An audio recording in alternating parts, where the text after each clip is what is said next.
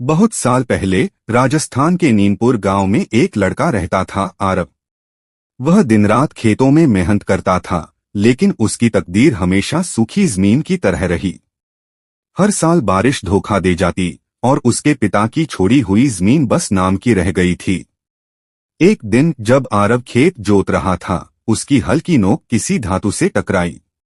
तनन मिट्टी हटाई तो उसमें से एक नीले पत्थर वाली कांच की दीपक निकली, जो हल्की हल्की नीली लौ में चमक रही थी। आरव ने दीपक को उठाया और धीरे से उस पर हाथ फेरा। अचानक हवा घूमी, आसमान में बिजली कड़की और एक नीली धुंध के बीच से एक लड़की प्रकट हुई, लैला। लैला नीली लौ की जिन्न थी। उसकी आंखें आसमान जैसी गहरी नीली थीं और उसकी आवाज में एक अजीब सुकून था। उसने कहा, मैं सदियों से इस दीपक में कैद हूं। जिसने मुझे आजाद किया, मैं उसकी 3 इच्छाएं पूरी करूंगी। आरव डर गया, लेकिन भीतर कहीं एक उम्मीद जाग उठी। उसने अपनी पहली इच्छा मांगी, मेरी सूखी जमीन में फिर से हरियाली लौट आए। लैला ने अपनी उंगलियां घुमाईं और देखते ही देखते बंजर खेतों में हरी लहरें दौड़ गईं। धान, गेहूं और फूलों की खुशबू हवा में घुल गई। आरव की आंखों में खुशी के आंसू थे, लेकिन गांव के लोग हैरान थे। जहां सबकी जमीन बंजर थी, वहीं आरव का खेत लहरा रहा था। गांव का सरपंच धीरज सिंह, जो लालची और चालाक था, उसे शक हुआ कि आरव ने काला जादू किया है। रात को धीरज सिंह ने अपने गुर्गों के साथ आरव का पीछा किया। उन्होंने देखा कि आरव अकेला नहीं था। उसके घर से नीली रोशनी निकल रही थी और हवा में लैला की परछाई तैर रही थी। धीरज के मन में लालच जाग उठा।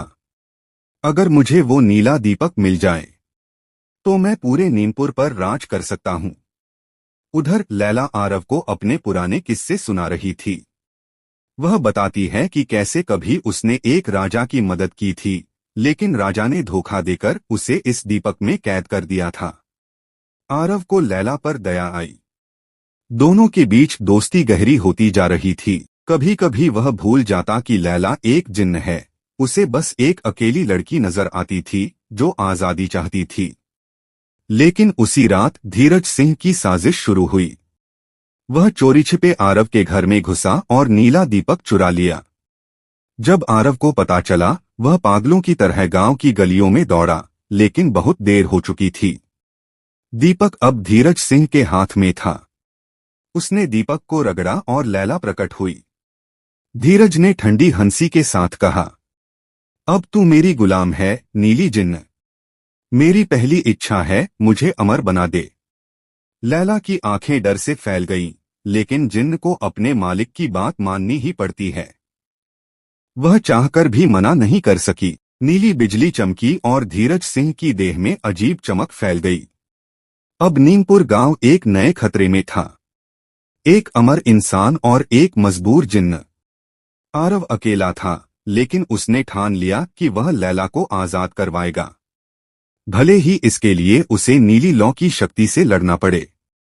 दूसरा भाग देखने के लिए चैनल को सब्सक्राइब कर लो। भाग 2 में जानिए, क्या आरव अपनी जिन्न लैला को धीरज सिंह के चंगुल से छुड़ा पाएगा, या फिर यह नीली लौ गांव को हमेशा के लिए जला देगी।